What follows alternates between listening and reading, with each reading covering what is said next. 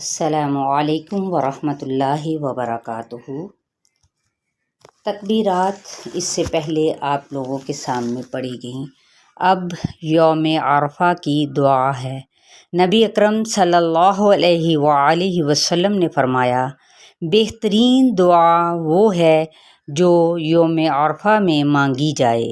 میں نے اور مجھ سے پہلے انبیاء علیہم السلام نے جو دعائیں کی ہیں ان میں سے سب سے افضل دعا یہ ہے، اور وہ دعا کون سی ہے؟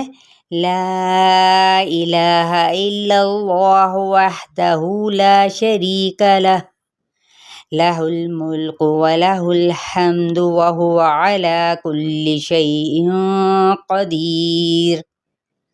اللہ کے سوا کوئی معبود برحق نہیں اور اس کا کوئی شریک نہیں۔ سارے جہاں کی بادشاہی اور ہر قسم کی تعریف اسی کے لیے ہے، اور وہ ہر چیز پر قدرت رکھتا ہے۔ ترمذی کی روایت ہے۔ دعا کون سی ہے؟ لا الہ الا اللہ لا الہ الا اللہ وحدہ لا شریک لہ لہ الملک ولہ الحمد وہو علی کل شیء قدیر۔